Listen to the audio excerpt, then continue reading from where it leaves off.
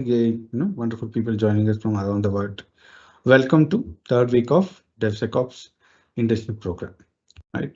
So let's try to understand if anyone have any doubts from the last two sessions, you can go ahead and ask the questions out here. So I will address it before I move on to the today's session out there. So any doubt from the previous sessions or questions from the previous sessions is fine.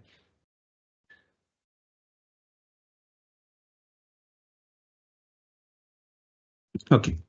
Yeah, that's good. We don't have any kind of inquiry. I think everyone is on the same page. Let's move ahead with that. So today it is a wonderful topic that we are going to do, and it is a very good important milestone when you're reaching talking about cybersecurity and career perspective in today's world. And what topic we are going to discuss here has a huge impact, right? And we are seeing a lot of traction on this particular topic in the industry. And why one of the reasons why it is, this is where the emphasis is basically about. This is where a lot of things, a lot of cybersecurity components come into play and merge. That's the important thing that comes out of here. So yes, as you can guess it, as you can see on the screen, today we're going to talk about DevSecOps, right? In the first week, we talk about security awareness, where we introduced you to. I think some of you have having your Microsoft microphone on. Can you put it on mute? Yeah. As I was telling, in the first week, we talk about security awareness, and this is where we introduce you to cybersecurity, right? What exactly is a threat? What do you mean by an, breach, and what is by an incident, and what are the different attack vectors? And attacker will look into that place. Yeah, those are the things that we see, and it is where if you're new to the cybersecurity, this is where you were baptized into cybersecurity concepts and into that. In the second week, we spoke about a very particular, a role, penetration testing and infrastructure, where here we are talking about how an attacker would go into breaching that. Whatever the problems we saw, which we were introduced in security awareness, we saw what is the process taken by the hacker to do this, and how does a penetration tester is actually doing it, exact replica of what an attacker would do. But here the only difference is that we're doing with permission, that is ethically we are doing out there. And once we're done with it, we're also helping the team build up a security around that. So how do you mitigate the issues with the phase further? We will see as we speak much more further. There is limitations or there is some kind of an issues with penetration testing, and that could actually have an issue, and how our DevSecOps is actually coming to the rescue for the same situation. That is the main criteria that we look at. And this is a very important role. And the DevSecOps is a very new role, and we have not been seeing. And nowadays, a lot of companies are moving towards DevOps, and they also want to start up DevSecOps. Right? We will see about that as well. So first, let's talk about what is DevOps. Can we best explain as people working together to conceive, build, and deliver secure software at top speed? Practices enable software and operations team to accelerate delivery through automation, collaboration, feedback, and iterative movement. Right? Stemming from agile approach to software development, developers expand the cross-functional approach of building and shipping applications into fast and more iterative manner. So what does this mean? There's a huge definition for this. What exactly is going to mean on that? Right. So DevSecOps, in pen testing, we have a certain set of steps. When we follow that steps, and we call it is a penetration testing, a set number of steps has to be done. When we talk about DevOps, there is no certain steps that has to be followed. It is more of a cultural approach. It is more of a cultural approach than a kind of a steps that is going to be followed up there. So what happened, you can see, but there is a cultural difference where we look at the software industry, where the process of developing an application has changed significantly. Right? In the previously, what used to happen, we used to have a software development lifecycle called waterfall model. There we used to collect a bunch of requirements, and then we are going to develop that application on top of that. And they had a complete phase, design phase, implementation, coding, testing, and then finally we're going to put it on the production and check it out. Again, there's a post-production testing phase as well and maintenance phase. But for this process to go start and end, it would take about on a bare minimum amount of time for a project to close. It's a very small project, everything got done and everything else. It is going to take bare minimum of 3 months. And I've seen on an average, it takes about 6 months. This is very early stages. I'm not talking about 2015 or 2018. I'm talking about in the year 2005 or 2003. And that time, it also makes sense. Those times, the applications that were used where IT was more predominantly were in banking and insurance or large applications, right? So banking, core banking software and things and all, where you could talk about insurance and things and all, the components are going to be quite staying common of them. They don't change requirement. For instance, let's say your banking process, you are going to go and deposit your money in the bank. You are going to earn interest on that. Whenever you feel they need the money, you are going to withdraw the money. The process is going to remain the same on that. It is not going to change. So it makes sense to have a waterfall model, which is much more you collect all the requirement at once and go with it. But as the industry grew further, and we saw that what happened was this is no longer going to work. For instance, you see that online platforms started building online sales, online, retail and everything comes to play. But there, the application is no longer standard. It is going to keep on changing. For instance, if you open your Amazon, right? When you open your Amazon web page, probably every 10 days or even every day, the page layout is going to change, meaning they're going to add more new ads. They're going to add more new offers into that and keeps on changing out there. And we can't have that approach, right? We can't have that approach for that. For instance, let's say if you want to have some kind of an sale or kind of an activity for Christmas, if you're going for a waterfall model, Amazon has to start prepping up for 6 months in advance. And if they have any issues during the implementation, right, during the December month, when they have an implementation issue, they're going to completely miss the process, right? That is going to happen with it. So in order to overcome this kind of an issue, they came up with a different approach, the agile methodology. Agile methodology breaks up your requirements. Instead of having 10, 30 requirements, I'm going to focus on first 5 requirements in the couple of 1 or 2 weeks time, and I'll fix those requirements. And then if nothing goes wrong with those, I then move on to the next set of requirements. But when you go for this kind of an approach, it also means that you are dividing the applications into multiple pieces. And previously, what was the issue? The time it was taking in waterfall model was that taking different components and making them work together. They have to attach it, right? It is like it will not going to be easy. So when agile methodology came into play, they saw, right, we can have an independent component, and that is why those independent component are called microservices. Rather than having a one huge system, having multiple independent components, dividing the same things into independent components, right? So now what happens is that what you are doing multiple couple of times in a waterfall model, you are doing it quite often, right? You're pushing the code to the repository quite often. You're downloading the code quite often. You're building the application again and again, and things like that. Human manpower is expensive. The more you're doing certain activities, dumb activities, right? For instance, let's say an automation in your house every day. That what is that you're going to use? The automation that you use every day in your house is your washing machine, right? So that activity, which is a very difficult activity, it will consume a lot of your time, which requires less amount of intelligence, but it is the same repetition process, right?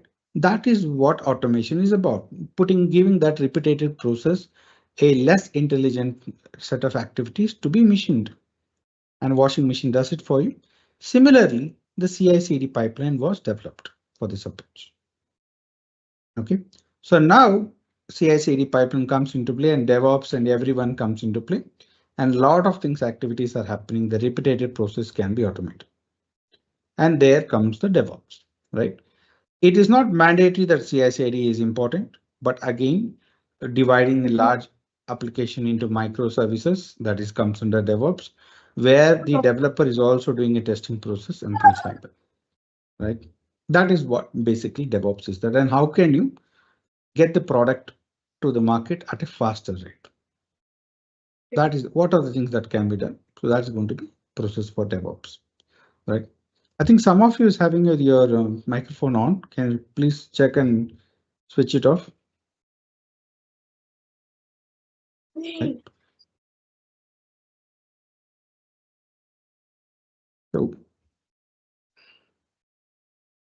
So, but DevOps is an excellent process, right? That you are getting a lot of things, and you actually companies are saving a lot of money on DevOps, right? They are able to not only in terms of operation cost, they're able to get the product much more faster to the market. Because of this, what happens? They're able to make more money because they're able to sell more products, more profit comes into play. DevOps is very important, and way it is being used, it is that you can see. And that is why there's a huge demand for GitLabs, GitHub, and Kubernetes, Dockers, and everything, because it helps them streamline the process. It is less dependent. If people are leaving, if there's attrition rate is high, it's quite easy for someone to come in and understand what's happening out there. But there is a drawback in terms of security. In terms of security, we have seen there's a huge amount of drawback out there compared to traditional applications, right?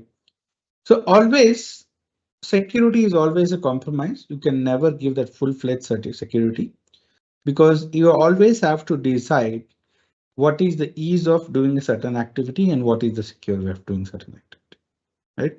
And we also have to understand what security is needed. For instance, let's say if you're having a chocolate bar, are you going to save the chocolate bar, store the chocolate bar in a refrigerator and lock the refrigerator, or are you going to put the chocolate bar in a iron safe, right?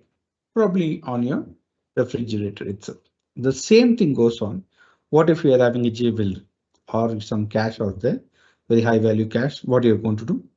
Probably you're not going to use your refrigerator for that, right? So we are prioritizing what security is needed, what is that is important out there, and also understanding what is the ease of using it, right? DevOps actually brings up speed, but adding security to that, it is going to reduce the speed of the DevOps. The timeline required for that is going to be problematic. For instance, if I'm having security penetration testing at each and every feature that is going to be added out there, it is going to be process. It's going to add time for that. Second part is automating of vulnerabilities, right? It requires the problem with the DevSecOps or in the industry right now, why there's a sudden increase or requirement for the openings for cybersecurity so high is that there's a severe skill shortage. Cybersecurity is not easy for everyone, and it takes a lot of time to master it as well, right? Without proper guidance, it is going to be a proper help out there to go through that part. So now we need to allow, since we can't have developers and enough number of penetration tester to developer ratio, we need to train our developers to do the security part. But from a pen testing perspective, it is going to be very, very difficult for them, right? So this is where a lot of automation tool comes, where they just have to run some kind of a tool and it will do the activity for them, right? So that is also is going to be there. And lack of security integration, right? In DevOps, you might have seen if you have attended DevOps seminars, and you'll see there's a way they integrate the code and the building process and how to bring it to the testing environment and production environment. There's a flow, there's a dance that is happening out there, and it goes from one process to another process in a very seamless way, right? And that lacked earlier in the security integration in DevOps. Getting your security controls in setup in a DevOps is very difficult out there, right? And fourth part is insufficient security skills. As we've spoken earlier, security is very difficult. I've seen a lot of my students and a lot of my colleagues who had quit security when it was taking a lot of time toll on them, right? But nowadays, the tools are sufficient enough where it gives them the flexibility to relax a bit. And we'll see that all those things that is there, right? There is also lack of cultural shift. Cultural shift, what do you mean from cultural shift here, right? Cultural shift, what happens is that the organization, the people in the organization or don't understand what is the security is about, right? They don't understand what security is about. Their approach to products development and maintaining or doing stuffs in the organization is quite old fashioned and they don't understand the importance of it, right? It could be shoulder surfing, trying to locking their laptops, lock screen, enabling it before going for a cup of coffee, making sure that when they swipe in, no one else is, back of them, piggybacking into their office or all those things, right? That's very small things that are there. And again, at the computer level, having a good quality password and things, people don't understand why those are required out there. And that needs to change, right? Cultural needs to change. That is also there, right? And technical depth. The lot of what is going to happen is that even if maybe security aware and you're doing out there, but when you want to go down and understand at the depth of technology, what is required for the project, right? What tool can be used and what tool does not make sense, and what tool is the way the organization is going to go in the future. What you see in the organization in the next couple of years, where do you see the organization and the development team going on there? So because certain tools make more sense for the time present approach, but you are watching the team is growing. And as the team grows, scaling those tools may not be a good option, right? For example, Docker Compose or compared to Kubernetes, if you're having a team that is going to grow and you think the product line is going to go much further, going with Kubernetes makes much more sense out there. But you need to understand that. Similarly, you need to have understanding of security products that are there and how you're going to implement those things, right? Those are the criteria for that is going to be there. So how do you overcome these security challenges in DevOps, right? How do you overcome the security challenges in DevOps? Before we go about this, any questions till now?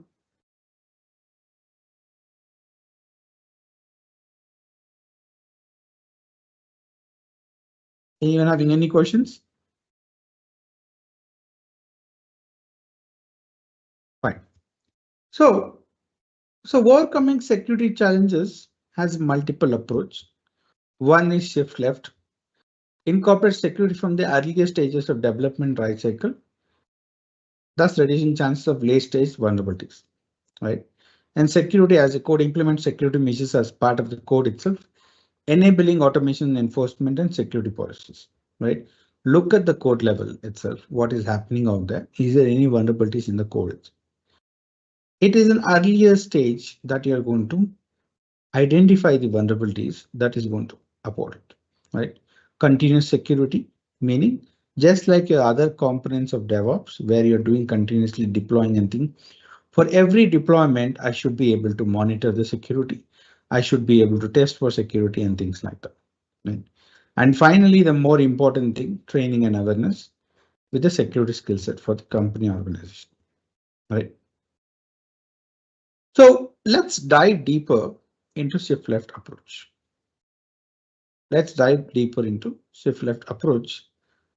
So in a typical DevSecOps, software development lifecycle, what is going to happen is that here we are expanding the traditional software development lifecycle, to integrate security in each and every phase. What is the different phases? There is a design phase, there's a coding phase, there's a testing phase, there's a deployment phase, and finally there's a security testing. So what do you mean from this? What is happening out there? Give me a second.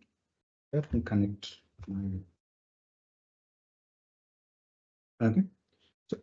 So what is happening out here, right?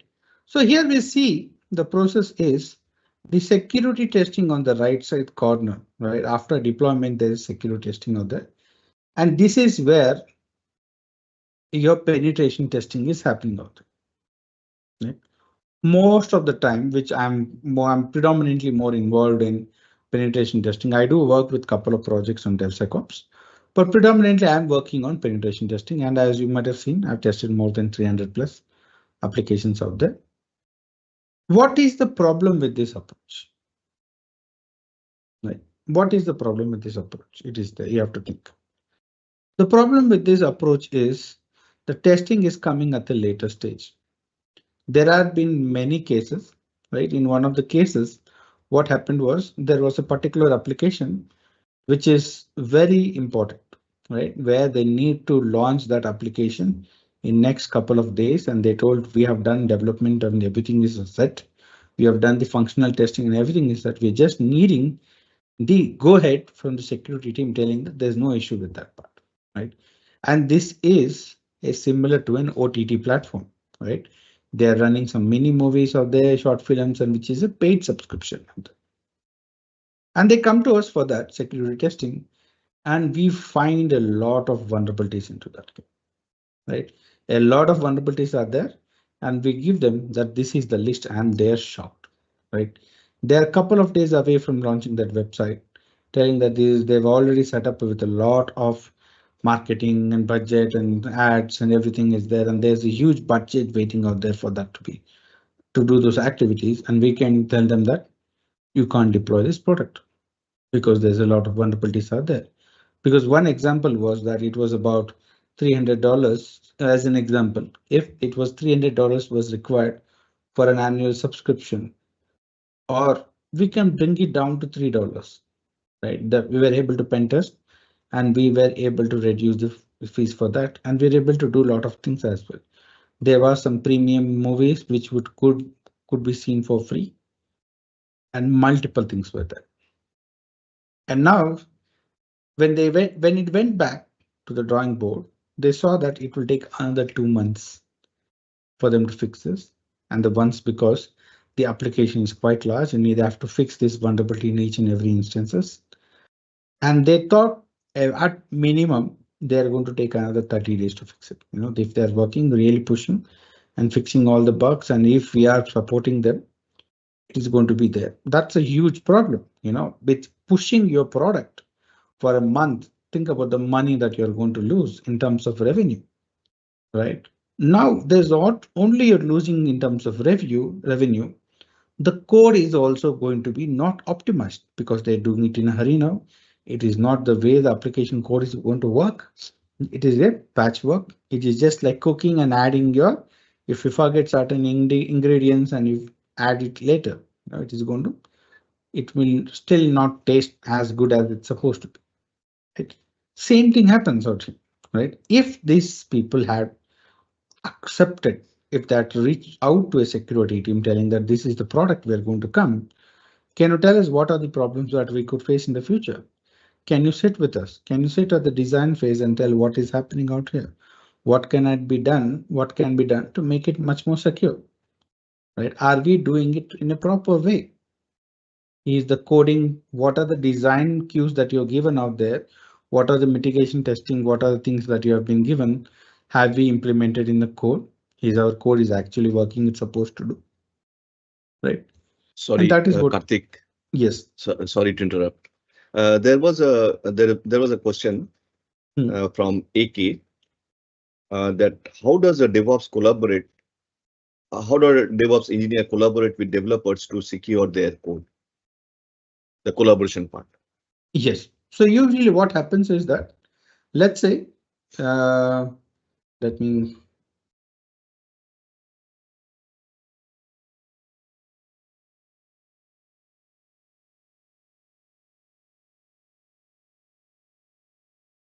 So usually a development team will have, wireframing and process like this, right? So they will come up with the product telling her. So let's say this is a mobile application process. Let's say, let me open the tab, new tab out here. They're going to tell these are the different front-end queues that we're coming up with. And this is the approach that we are going to go about this process, right? So now they will ask us what is the issue with it? So for instance, let's say there is a login page. Right. So for instance, let's say this will be probably a much more better way of approach. So development team will come and tell, right? So this is our approach. These are the 5 screens out there. And we will look into that and we'll tell there is a login page here. In the login page, what are the security features that you're going to add up there? As its security team, I'm asking about them. What are the features? Probably the most first time around, development team will not have any idea. So we'll tell it is possible to have an SQL injection out there. It is possible to have a session hijacking or session fixation issue. We'll have a list of vulnerabilities that could happen out there on the front login screen itself. Because as a pen testers, we saw, as I explained last time, there's a huge checklist, and that checklist is actually dependent on the features that are there, right? Even for a forgot password page, it could be a lot of issues could happen out there. For instance, let's say someone clicks on your forgot password page, they know your email ID. They're going to put your email ID. They know you're in that apply website. They'll click on it, right? And they'll put your email ID. What is going to happen? You're going to get a mail in your inbox telling that your reset password reset is there for that. What if they do the same process for 1,000 times or 10,000 times or 30,000 times, right? It is possible out there. We can put that number of reset links, requesting that many request links out there, right? So at that time, your inbox is going to be filled up, right? For this not to happen, there should be certain kind of a mechanism out there. So we are going to going to look at the feature the developer is going to come up with or discussing with. Then we tell them this is what the process that has to be there at the design phase. Okay. Then at the coding and the testing phases, there are cases where we again check for this. And finally, this is confirmed that the security feature what we have given is implemented and it is working as intended when we do the pen testing of the application. Right? That is how we integrate in the design phase. Okay. Hope that answered your question.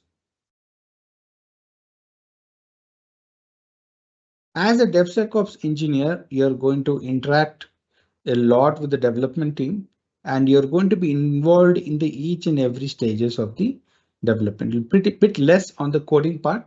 You're going to be a bit less on the coding part from a design perspective, from a test perspective, from a deployment perspective, right? And right after the pen testing perspective, you're going to be there as well. Predominantly, whatever we did in pen testing. So if you remember, we spoke about running Nessus scan or a web application scanner in the previous part.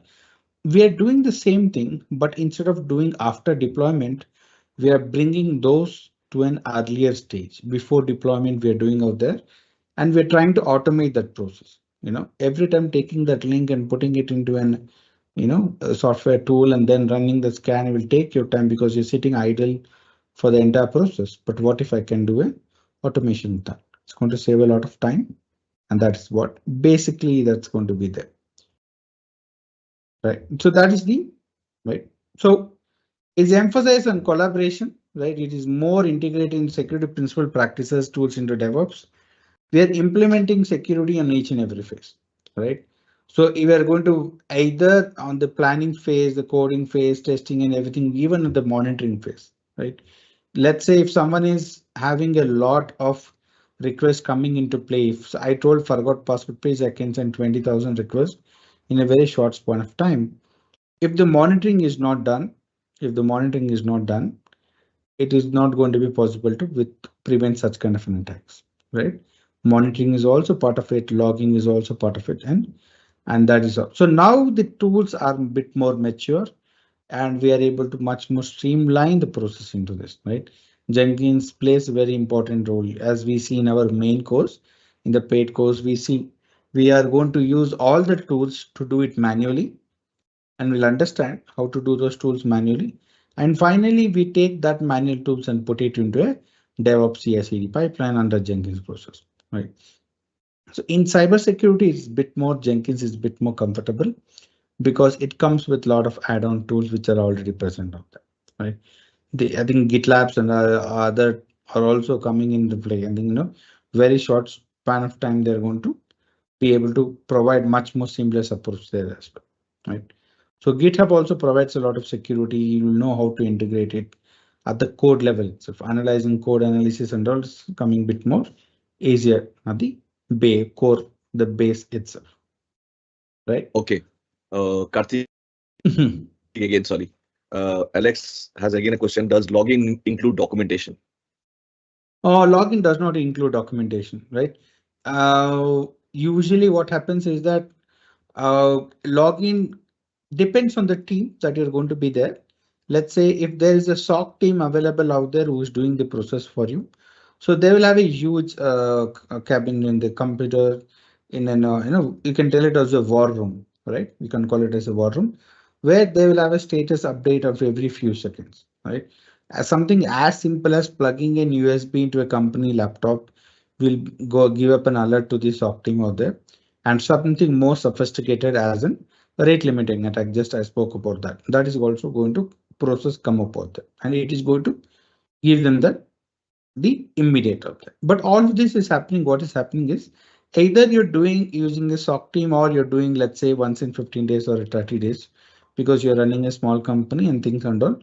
There, every time there is an kind of an activity, a log is generated. Meaning every time, let's say I open my computer and I connect to google.com, there is a log in Google server stating that Karthik specified connected to the google.com from this server on this machine, right? Or they will have information about my machine, my IP address, and some other things that are there that uniquely identify my laptop, and it will be stored out there in the process.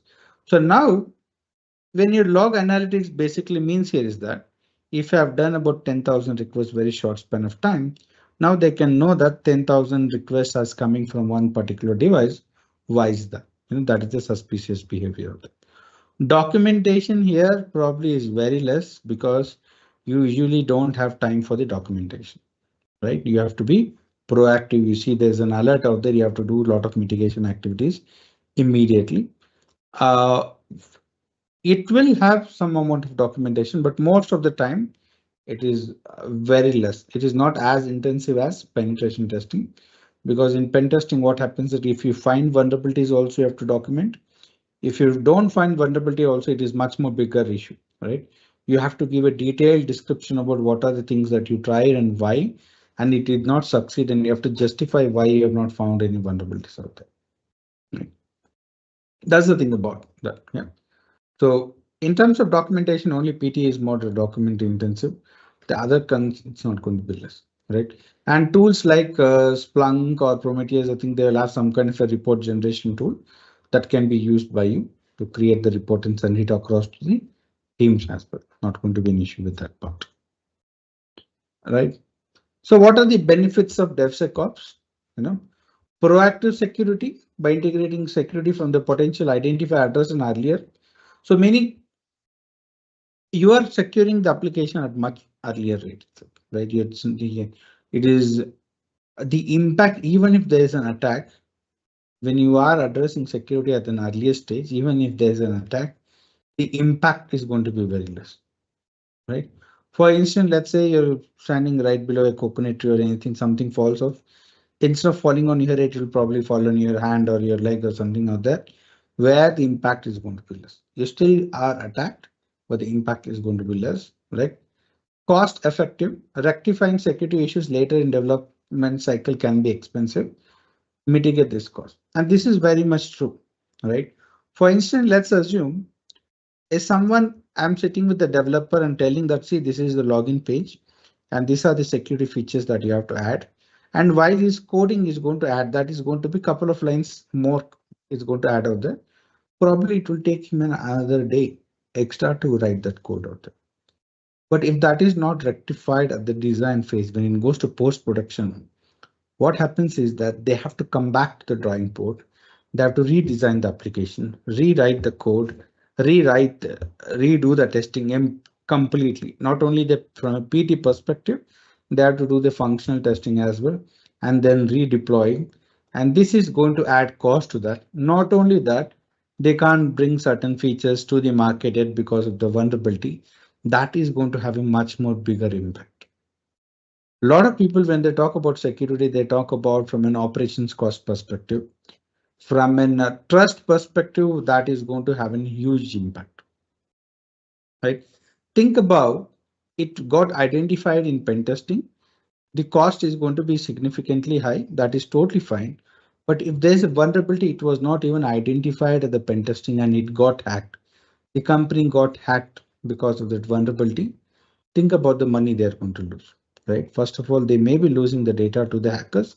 Second thing, they are the company people, when they know about a certain company got hacked, they will be reluctant to use their services. And this happened in Target as well. Target supermarket in US, it was doing well. They got hacked around the month of October. They had to disclose that information because they're legally obliged to do that. But this happened somewhere around the month of November, and they got hit with economics very hard, right? Usually, most of the maximum amount of sales happens throughout the year. It is going to happen between the month of November and December, most probably because of in the Western countries, mainly because of Christmas, and a lot of people are buying presents, buying new things for the house and everything, and that they lost, and it was such an impact. Thousands of employees all over the world were released, let go, and they had to close a lot of stores. I think I'm not sure, but I think that was one of the reasons why their Canada operations was shut down completely.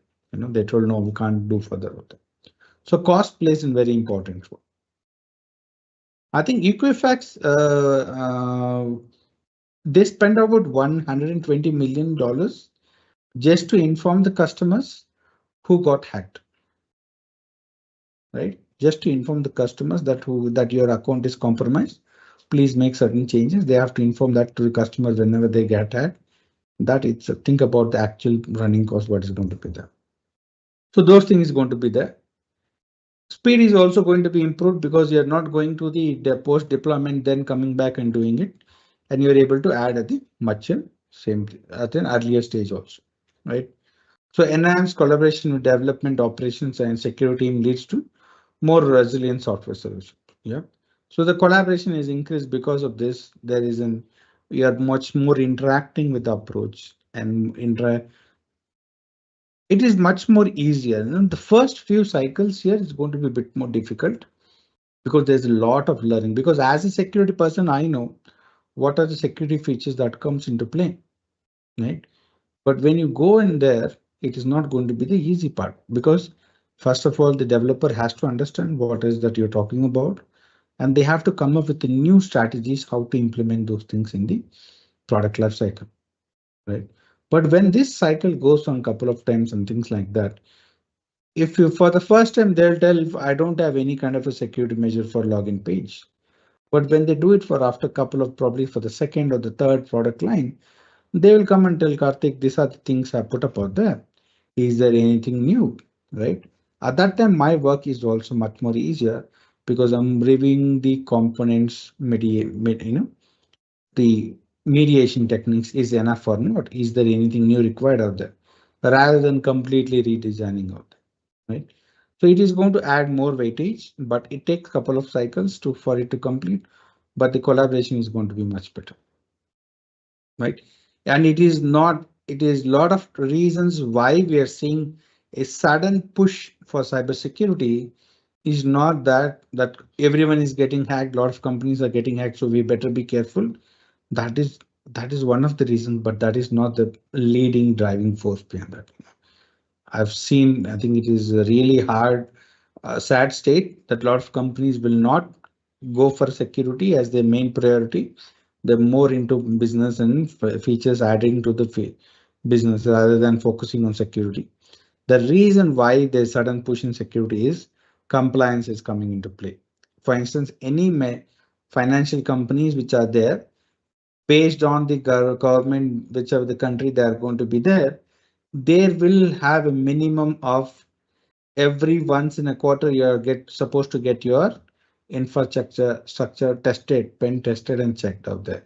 And if there's something critical vulnerability in that, they will have 48 hours to fix that vulnerability. If they don't fix that vulnerability, they have to close that functionality. And this can be a huge problem out there. And that is the reason why there's a sudden push, because government is making security mandatory because the companies did not take it seriously for right? Because security has been there. Security issue has been there for last 15 years for sure, and last 10 years it has been very critical. And we saw the early stages of this decade, and companies did not do much about it, and government had to put in their hand. Compliance organizations had to put in there, tell that this is what is supposed to happen, right? If you're collecting, if your website is collecting any data about your credit card information, there's a bare minimum approach that you're supposed to put, right? And that is the reason you see a lot of organizations are not building their own financial transaction portals gateway. They're looking to a third party because they take out that, because they don't store customer information. Some other is storing that information out there, right? So that's the main advantage of it. Right. So now, yeah. I think there is again some question from Whale, and anyone wanting to ask any question, you can unmute yourself and can speak out, because it is one way it is good, but we uh, always have to look into your chat and whether there is some question. So you can unmute yourself and speak out. Anyway, Whale has asked, as a DevOps engineer, what are the things we need to put into perspective during the design phase of a product? From a security perspective, you mean to say? See, let me, I think probably Will is asking basically about what are the things that you need to take care while doing this security, integrating security in your DevOps as well. So we can broadly divide the security into infrastructure and application security. So infrastructure basically deals about the underlying servers that are going to be used out there. So here there are two components. One is the AWS, or in your case, you may be using AWS services. In some cases, you're going to be using on-prem, you're using VMware out there. So there is an enterprise level or organization level DevOps team, or a operations team will be there, not DevOps, operations team. They are going to be responsible for that. As a DevOps team, you're going to be responsible for the containers that you're going to use, or if you're using a very specific software that you're going to be using, or sorry, any specific virtual machine that you're going to be using out there, you're responsible for that, right? You have to understand what are the bare minimum configurations that needs to be set up. Do we need to set up SSH? What SSH configuration has to be enabled? Do we enable password approach? Do we enable root login? You're going to look into that. Then probably you may be running in web services, and what are the default configuration that need to be there? And you may be having a database server as well. What is the default configuration that needs to go into that place? So those are the things that we need to take into consideration out here, right? From an infrastructure perspective, you also look from an web application perspective. There it is a more of an coding approach, right? So that is how we are going to look into that. So divide that process. Then again, as you remember, there are three ways of having an issue. There's a coding issue, there's a configuration issue, and there is a vendor software is having some kind of a vulnerability. Vendor software you don't have any kind of a control over. You can only do thing is that to check whether that particular version is having any vulnerability. If it is having vulnerability, then you're going to update it, right? And that is what we are seeing here. You can see the third point here, software component analysis, composition analysis. That is what it does, right? Configuration is also done by you. And the coding part is what SAST and DAST is basically about. So that is what we'll talk about the continuous. How do we do the CI/CD? And what are the things that will come into play in the next slides? Sorry. Right. So in CI/CD pipeline, what happens is that understand one of the most difficult part in any CI/CD pipeline for DevSecOps. Right. It is going to be static analysis, application security testing, right? Or security incoming. Here, there's a lot of tools that come into play that can be used. One of the tools that is going to be used is SonarQube. From a DevOps engineer perspective, you have very limitation to what you can do here. Predominantly, you're going to run the tool here and the report is generated and hand over the report to the development team, right? It is them, they'll be able to understand this report. If you are good at coding, it makes you will understand it better that you can do that part, right? And we've also seen, let's say when our students are interviewing, they're going out to the industry and reaching out and then There are a lot of openings out there which are high paying, but they tell we need someone who can take the code written by the developer, go through it line by line and analyze it, what is happening out there, you know. And those are the things that is going to be a bit more on the complication side.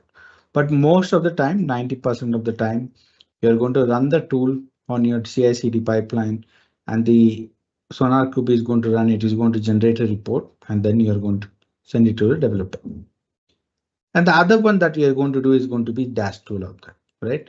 So how do you integrate a dash tool? Something like OWASP Zap is one of the tools that can be used. It is just like a scanner, right? You don't have to do anything. Put the URL in the scanner and click on scan button. It will go through, it will have a huge number of list of tests that it will do, and it is going to give that report to you. And this is some report that you can actually understand as a DevSecOps engineer. You're going to sit with the development team and tell them this is what is happening out there. And the next is software composition analysis. Basically, this is about you are going to use a lot of third-party vendor softwares which you're not having any control over. This particular tool will tell whether the tool that you're using is it safe or not. For instance, there's components like jQuery, Bootstrap, and things that are used in front-end development. It will look at that and tell them this particular version is having vulnerability, right? Don't use it. So it will flag it out for you, and probably you can make modifications to that and do that part. And finally is penetration testing and vulnerability analysis. And this is the reason why we have CI/CD pipeline and security integration into that is so that we don't have to do pen testing quite often, and we don't have to do vulnerability analysis quite often, because your servers are going to remain the same. You're not going to update it quite often. So if I scan it in once in 3 months, it's quite good enough, right? Unless until if there's some major updates is happening on the server, then you have to make a decision to run a scan after that. But if you're not running any kind of an update, usually once in 3 months is totally fine. Basically, we do tell once in 3 months is that apart from having a third-party software in your application, there could be certain tools that are there. Recently some zipping tool had a backdoor installed in it for a very long time. No one knew about it. It was in Linux, and finally it was identified, right? So how do you know about that tool? You don't know because you wouldn't have installed the tool also. It comes as a default package in your Linux. How do you know that? So that is when you do the scanning process. It is going to work with that. So pen testing and vulnerability analysis can be reduced based on a particular duration, or if there is any kind of an, all of a sudden there is an increase in the approach, right? But when we DevOps pipeline and CI/CD pipeline, you can see there's a process is quite the same, right? Process is quite the same. Only thing that is changing here is that the tools that are going to be used. From a source code perspective, Sonar Cube and checkmarks is quite used, most commonly used out there. And actually nowadays we're getting, there's a lot of support from GitHub also. Yeah, GitHub, what are the Git, like Git, Bitbucket, GitHub and GitLabs are building their own packages, which when you upload a code repository to the online Git repository, it will actually check for the process of it. Right, how exactly is happening. Then configuration management tools like Jenkins and other things are also coming into play. All those things will do. And for scanning, you're seeing OWASP, ZAP is there. OWASP, source checker is also is there. It is going to do a lot of activities for the process. And finally, the Splunk and Catchpoint are there for monitoring purposes, right? So each and every steps is going to be available out there. So from a training perspective, what we saw in the industry is what we're doing on our mainstream training. From a secure code perspective, we are using Sonar Cube, right? And from an DAST perspective, dynamic, we are using OWASP Zap. Because OWASP Zap is a free tool and a lot of companies do work. And this is also one of the bigger universities in US. One of our candidates was interviewing for them. So they asked, how well you are using OWASP Zap, right? and they're not someone with a small team or small project. They are collecting a large data set, something in terms of millions of users information. It is there to analyze some kind of a data. Okay, it is something related to genome manipulation and things like that, understanding the DNA sequencing and process like that, similar to that. So they are using OWASP Zap as well, right? So it is a very good product that is there. And for SCA component, there's sync, and again there's again a OWASP product for that. We're using both of them in there. And finally, there's something called as a preview scanner for doing your Docker images scans on that. And finally, it brings out the deployment production into that. So there are different approaches to doing this activity, right?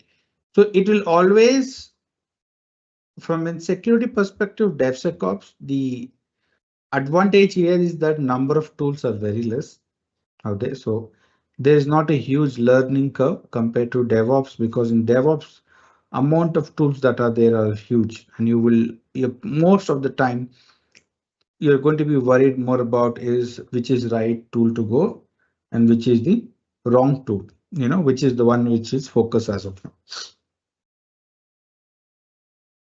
Right. So one of the things, just one second. One second, let me have some water.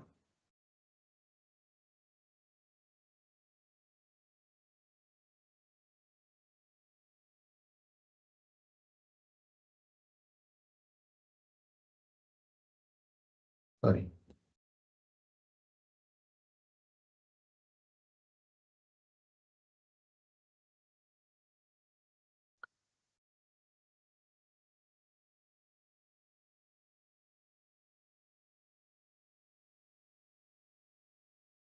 So I didn't get the question. What was the question out there?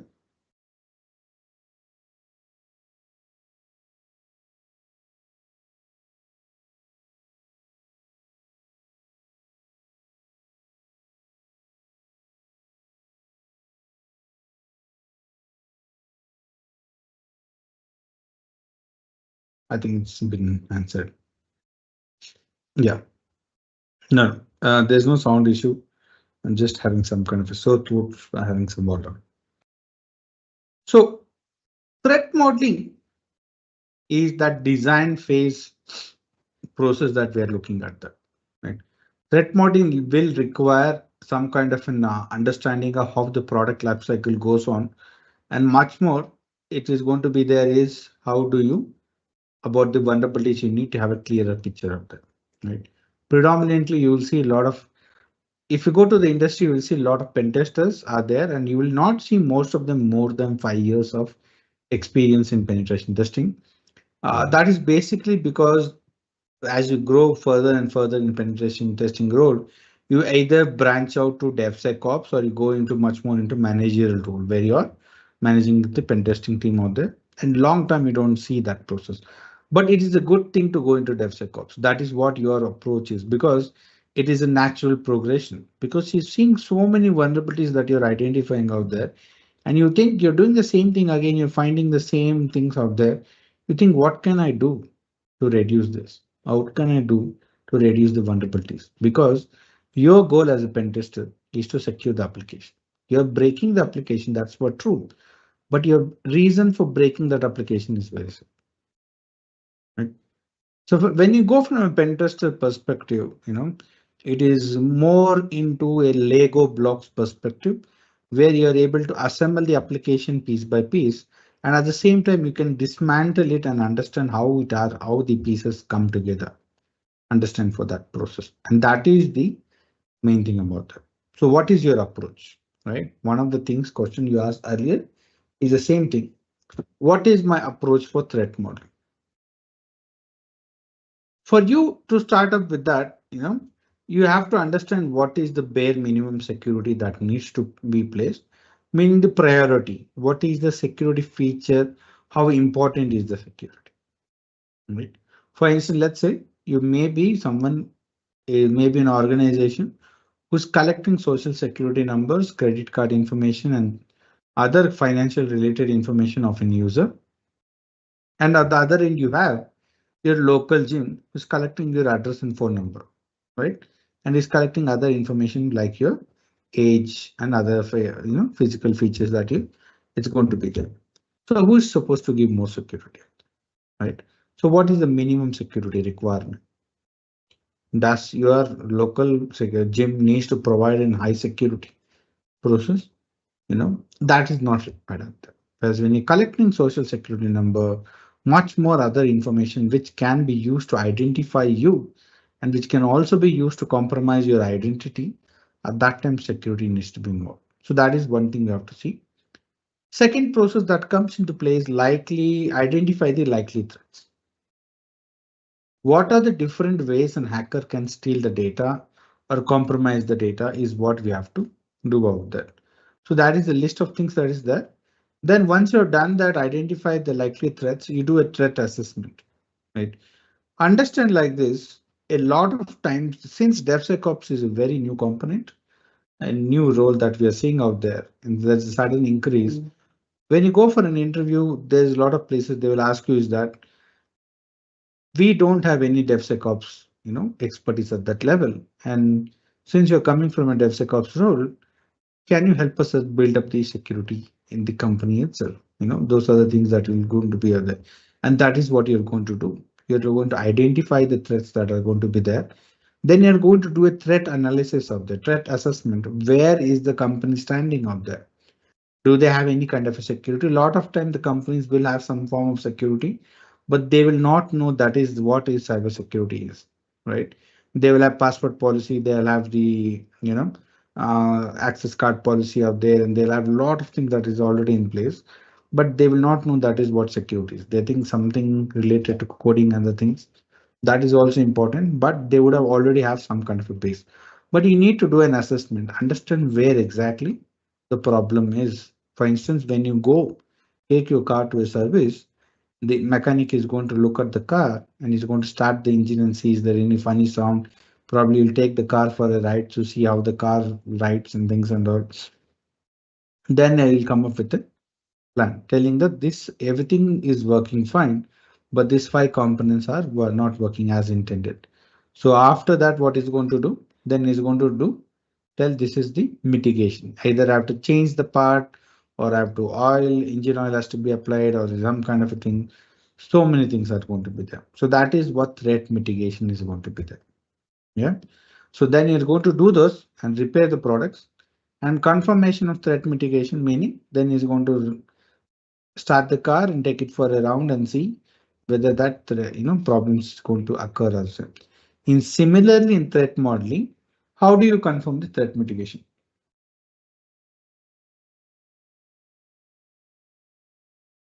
Right? So how do we confirm the threat mitigation? That is what the process that will come into play. Okay. So that is threat modeling. So we'll do one thing, right? Can we take a break for 5 minutes and come back? So then after that, we can continue with the remaining process. Okay. In the meantime, anyone of you having any doubts, please put them in the chat. I'll be able to happily go through that and I'll answer those when we resume back as well. I think 5 minutes break will be good because if anyone have some question and discussion, Yes, can. so we can definitely do with that part. Yeah. So let's have a 5 minutes break and we'll come back after that.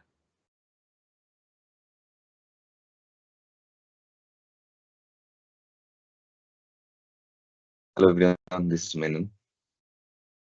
So guys, do you have any questions so far?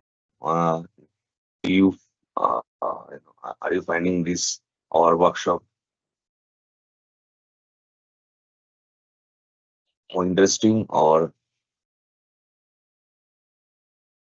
if you have any question, feel free to ask, and then again we will proceed to our on our coursework. As you can understand, it is a in our internship program as well as our main training, we always have more students who are not at all from IT background. So we are always very much cautious that we should not, you know, provide more information within a short time interval. So sometimes it's become a little bit overwhelming. So please unmute yourself. So it's supposed to be a interactive session. Any type of question is highly appreciated. Yeah, hi. Hey, hi. Yeah, so I just joined the meeting, so I don't know what is going on. So for the complete beginner, is there any training program or it is just the internship, like how it is? We do have a full job ready training that is a 6 weeks long, Mm-hmm. Monday to Friday, daily 2 hours. Okay. So that the program's main goal is to prepare anyone, regardless they are IT background, non-IT background, and make themselves prepare for job ready. And we have a huge success stories. We had students from accounting background, hospitality background, educational background, not at all IT, and they have successfully landed job in as a DevSecOps engineer, Okay. cybersecurity analyst, or a penetration tester in a service company or Forbes 500 company, and a few have also Okay. secured their position in a product-based company as well. So you just provide the training or you help in the job role also, like job assistance also, or getting the job? See, getting we this training itself a job ready training, including training, hands-on lab, live project work, cast on project. And then we do have a huge database on interview question and answer. We have a resume library, or you can create the template you can have and create your resume, and you can communicate with your trainer that hey, as per our my background, this resume is aligned or not. But from that, we do have some kind of a separate group for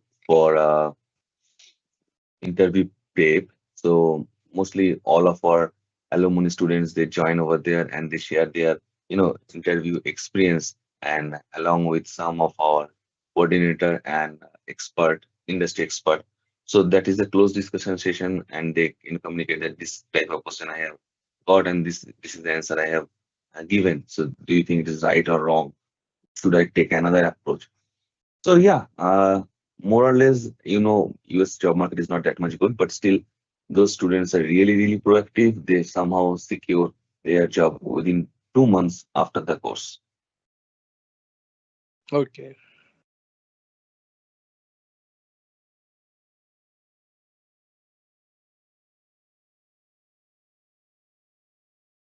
I think there is a miscommunications in the cybersecurity meeting link. So previously, in the cybersecurity batch, the internship on which we have uh, done in March, April, it was in evening batch, 8 p.m. I think some of our students they got the same invite for 8 p.m. instead of 8 a.m. So no worries. You will have those who have missed. They have the recording, and we'll have another session. So if they have any doubts from this after going through this video, we can take some extra times to cover up this session.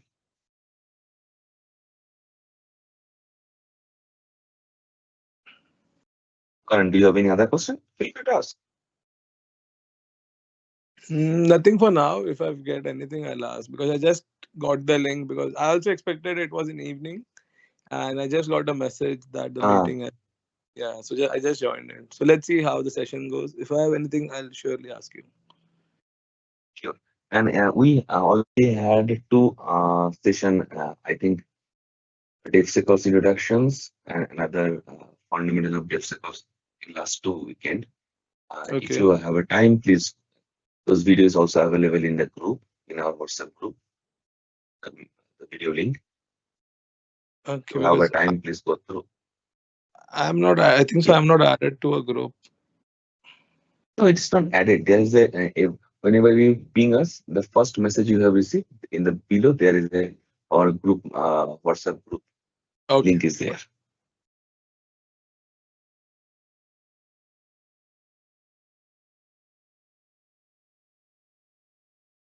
Anyone else? Anyone else And having any query regarding the what we have done till now, or from a DevSecOps perspective, what we have discussed till now? Hello, Yeah. Yeah. can you hear me? Yes, yes, Alex. Alex. You can hear. Okay, yes.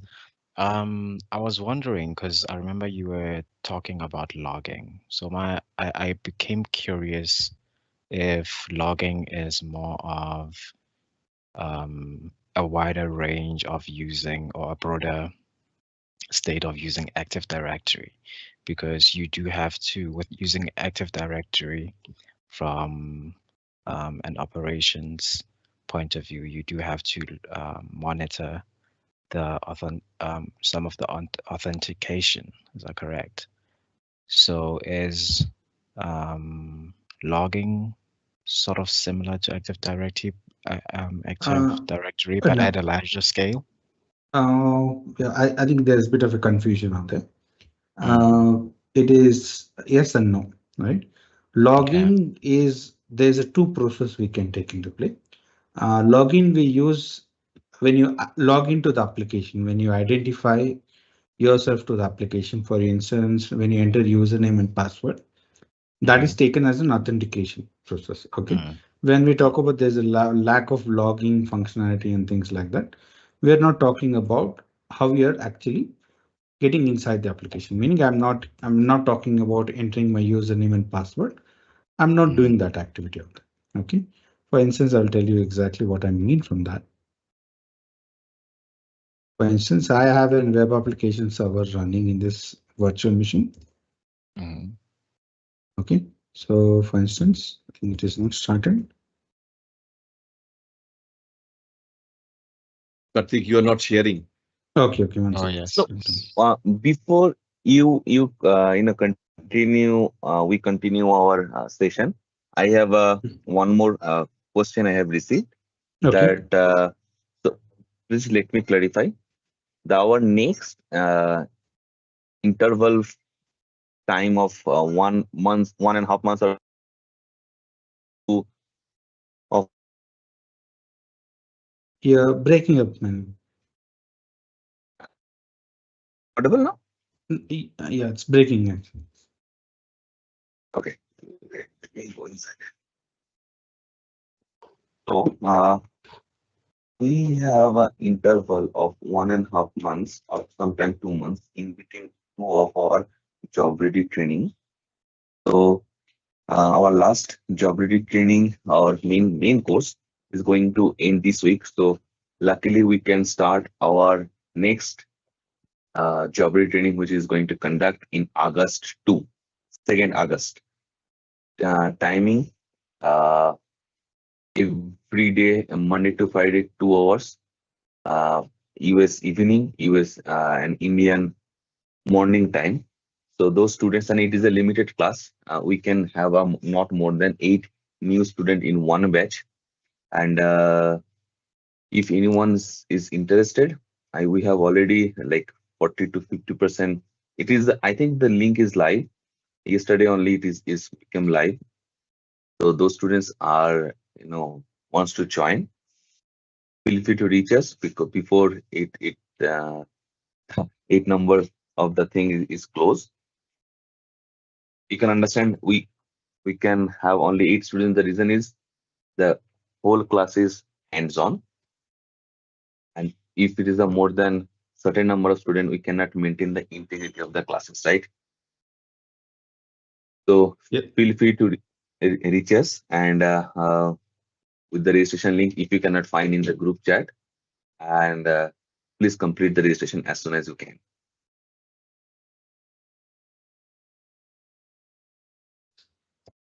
Good.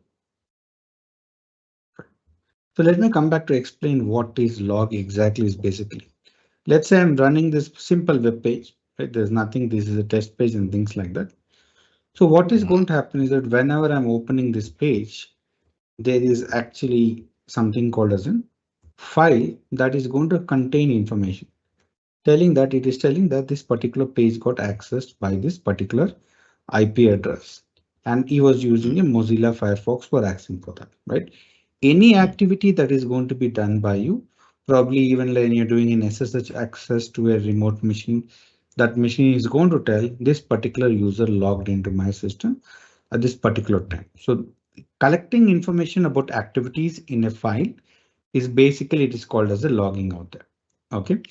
So there are many cases where you might have seen in my previous class, I told a company got hacked about 4 years back and they were not able, they did not know about it, right? They were able to identify that because this something like this is happening because they started checking the log files and they saw that one particular ID was getting used and no one has track about that, what that ID basically was. And they went into the logs certain much more. They saw that ID was created 4 years back. And that is how they know that they got at 4 years back on there. No? They were able to track and that made sense with a lot of other things that was happening in real time. So basically, like more number of times you're going to, I think, so this is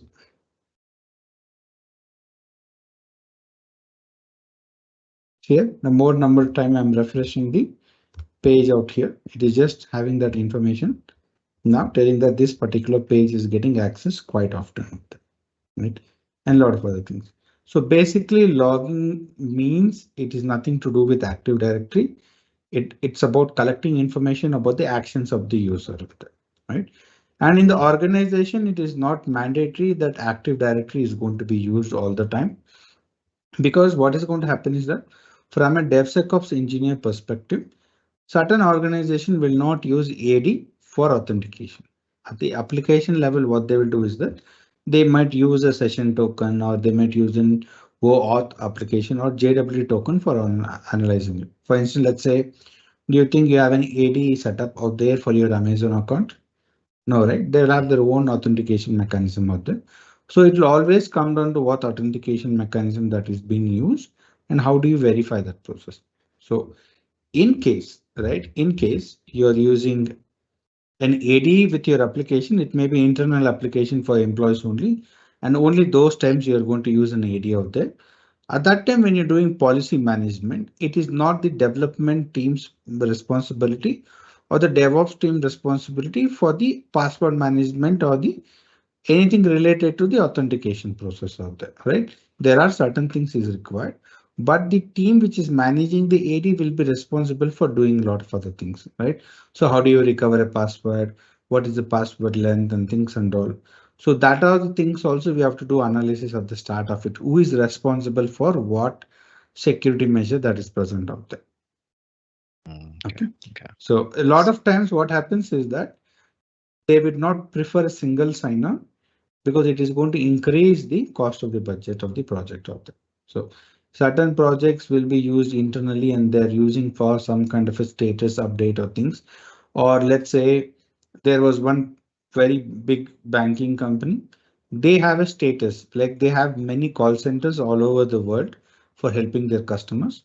And the top management needed to have some kind of an understanding what is the staffing is happening out there, how many people are working in a, what percentage of people are present in those call centers, and how many calls received by them, and how many was successful. They were able to mitigate the customer feedback questions and things like that. They were able to answer, and which one was not done. So for that, integrating in AD is going to be a bit difficult, right? So they had a normal authentication. And that is again a publicly available page. So meaning it is going to be displayed in the conference rooms and things for this particular list of managers only. So it again always from an you will need to know how the project or the application is working out there. So those are that is what happens in a threat analysis phase. You're actually sitting with the development team and they'll give you a much more clear understanding of what the application process is exactly there. Okay, so that's all. Okay. Thank you. So, welcome. All right. So the next topic which is important is defense in depth. Is a strategy leverage multiple security measures to protect against organized assets. All right. So here, when it basically is about, as we can see, there's an onion out there. Onion has multiple layers to that. So how is that we can add multiple layers into this process, right? How does that we have multiple layers into this process? Because from a DevSecOps perspective, you don't deal with certain security. For instance, how do you deal with data outage or data backup, right? There'll be an incident response team. They are usually responsible for the data recovery if there's an in case of a failure. So small organizations, again, it depends on the size of the organization. We had, helped out a, hotel chain, one of the biggest hotel chains in a very important city. They got hacked by a ransomware and everything data was lost because of it. So, but the next day they were up and running. They were next day up and running, no issues, because they had backed up the data till the day previous to that. So they lost 1 day of data and that was updated because for every transaction, there's also a paper trail that is going to happen out there. And it was not much difficult for them, right? So they had a backup and recovery business disaster recovery process in play and that was there, but that is again may not come under you. Predominantly, a organization will have multiple projects and you're going to be part of one of those projects or one or couple of projects, not all of them, right? And it is much more going to process with that. So in defense, and that basically deals about what are the additional things that you can add out there, right? So a lot of time people talk about is we have seen certain websites, the clients development team have done excellent terms in terms of coding. We could not find any kind of vulnerability, major vulnerabilities which will actually get compromised. But we saw that their GitHub is actually not secure. They put it up in a public, so anyone is able to open up the code and see what is happening out there. And in some cases, there is a hard-coded password in the public domain, right? So how do we do that? So here the place is about how do you add more security at more different layers, right? So it will take more time for an attacker to get into this process, how to attack and compromise it. There will be incidents that you can't prevent any incidents, but breach can be prevented. Even if there's a breach, you can also reduce the impact. Security is not 100%. If people want to break into your organization, they'll always find it, right? That's not mandatory, isn't it? I think probably, let's say, if they could not break physically anything or cyber in terms of net and hack or anything, they probably a lot of cases in Microsoft was done because one of the passwords for one of the users was compromised, right? Whether that guy was blackmailed into giving away that password or someone social engineered him to give away that password, it's a bit different. If the security was in place, there was no issue with the vulnerabilities out there, right? But the password was leaked. That was the issue out there, right? Secure code security, source code security is very important. As I told, unauthorized users can have sensitive data, so you have to make sure only the right set of people have access to the data and the code that is being given out there, because certain times there will be vulnerabilities in the code that you have to identify that when they look at that code that could be there, right? And also you have to make sure your GitHub repository is properly authenticated. There has been cases where people are able to add a vulnerable code because they did not properly protect the GitHub repository or the code where they store their code. It has happened out there. They are able to push a code, insecure code into that or a backdoor into that, right? And if you go Google out FTP smiley attack, that was the case. The FTP was the software that was used while file transferring. The hackers hacked into the website where the software was downloaded and they put up a malicious copy of that FTP software out there. And a lot of people downloaded and they got hacked as right. So the code repository can be injection attack, it is not securely. So all those things you have to get, and data exposure, right? Who is having viewing that process out there? In some cases, you have to be very careful. What had happened was they had a repository for the main repository for the project, that was in a private mode. Only the developers are able to access that. But company also provided for each of the developers their own personal repository location where they can do some experimentation and things and all. That repository was not protected. Okay, that was made public. And we saw one of the developers, before pushing that code to the production environment, he was practicing on that. And if you view through that process and see the code, you can see the entire thing, at least the part of the code that he was working on. There's a history of it and it is available for everyone. Right? And that is very much important. You have to, from a cybersecurity perspective as a DevSecOps engineer, understand that you are going to have a bird's eye view of things. You need to have a bird's eye view of how things are happening. And there's a lot of training also that requires on that, right? Making sure that only a set of people are there, access it. And there's a lot of iteration process also comes into play. The first couple of months are going to be a bit more difficult, but later it's going to be there, right? You should not, same thing as I spoke right now, security, provide information on known security vulnerabilities, help them understand, pull requests should be done properly checked, and protect the branches, pushing of the code should be, and who has access to that has to be very important. We have to be very taken for that. In the security DevSecOps, one of the other things that we see is the Dockers or the containers, right? The more components you are going to add, the more attack surface is going to increase, right? Let's say if you're having only one static web page, only that is can be attacked. As soon as you attach my database to that, the attack surface increases. Now you have to protect the web page code as well as the database as well. And the more things you are going to add, the more it is going to be problematic out there. And when you attach container security, that is going to be an issue, right?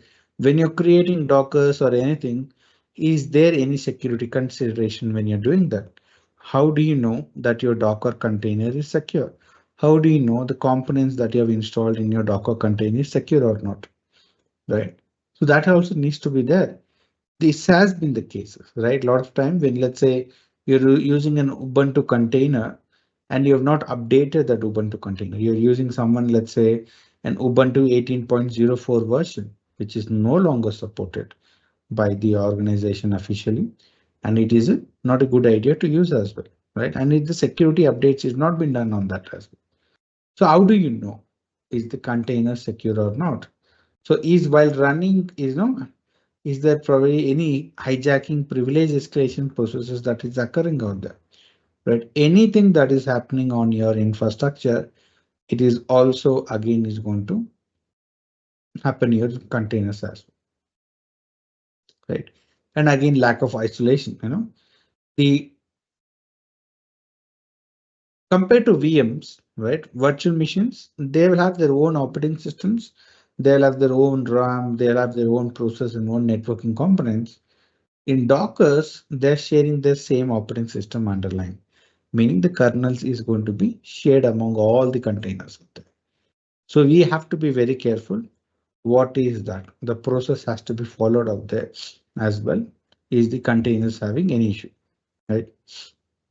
So how do you best practices is that always make sure you collect the latest whenever you do. Let's say if you're using Docker run Ubuntu, you can always make sure the tag is set to the latest one and always update, check a run scan on that. Always run the containers with the least privilege possible. And the user creations in the containers are also is very much important, right? That is there. Then also use a lot of monitoring tools, see how the containers are behaving. Is there something malicious happening out there? Is the container is busy for unnecessary reason? Is the container running processes that are not required for running that application? You have to do that part, right? And update the regularly is also important. That is where your CI/CD pipelines comes into your support. Whenever you're building a new image or whenever there's a code modification, you can always make sure you're pushing the latest images out there, right? And those are the things that is important. Also make sure the access control, who has access to your containers, the machines where the containers are running, and again, who has access to your Docker Hub repositories. That is also very important out there. When you do all those things, this is security is always doing a lot of things right? It's going to be there. So what in our course, we're using 3V scanner for doing all those, but there are a lot of other scanning tools out there for the security of containers.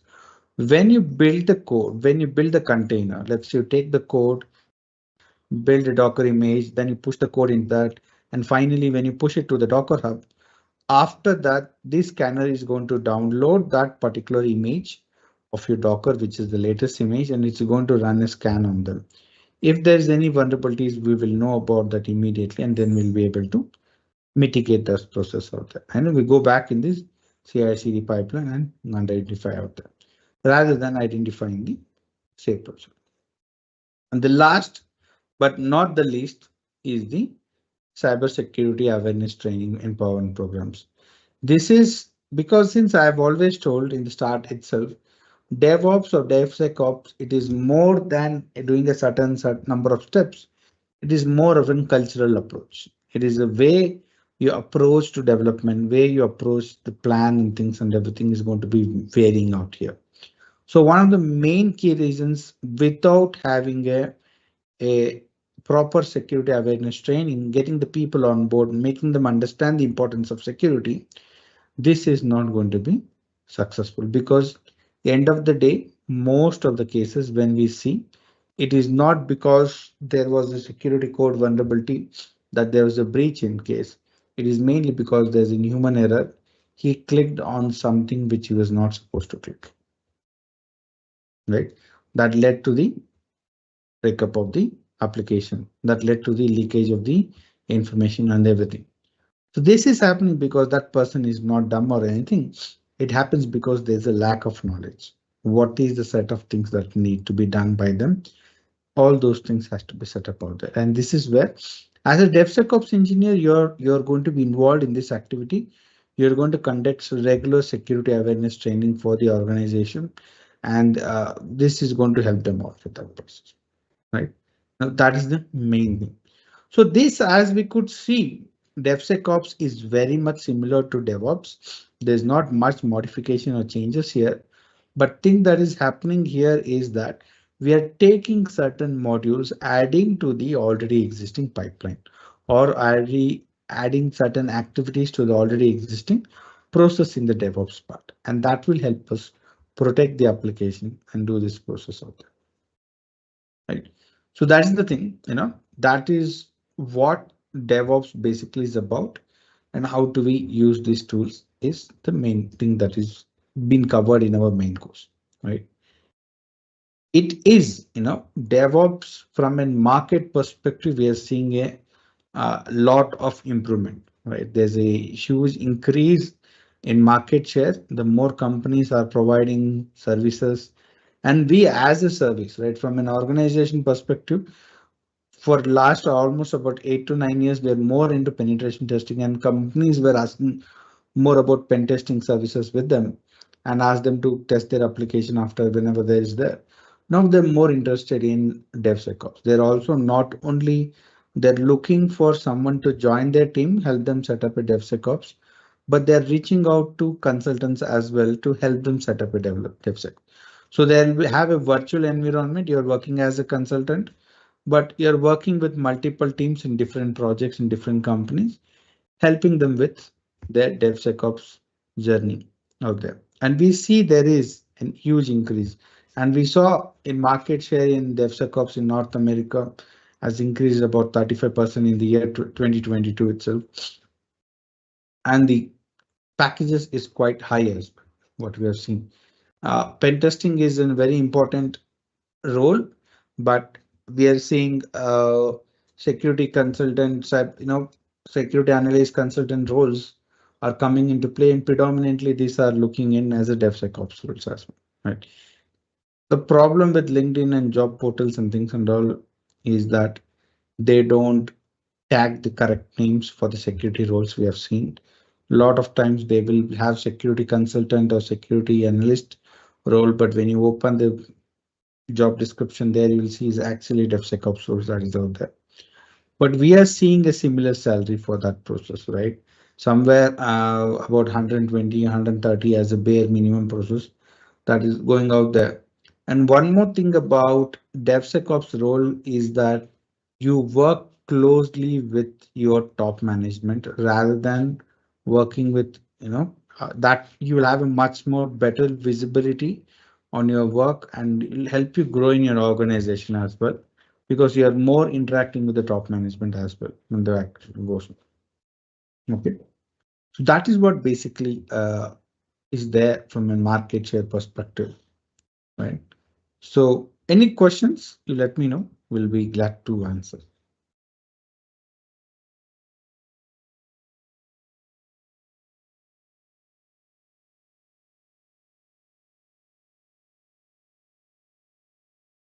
Any questions, guys?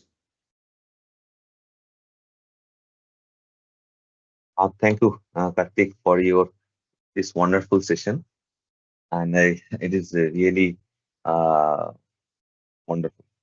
One thing I would like to tell all of our joining. So we faced a very not trouble, issues in our DevOps batch, which has started in last Friday. So, like our cybersecurity batch, DevOps is also having a threshold limit. So we in the DevOps we can take only 10 new students. So, but after course registration, we are still having requests to for the enrollment, and I think there are 6 or 7 students we had to push them or request them for wait for another 1 month until unless the next batch is going to start. So please, guys, remember our this is like a first come first serve, and if you at least have some planning to register for this training, feel free to reach us out and communicate with any of our coordinators, so at least they came to know that you are joining.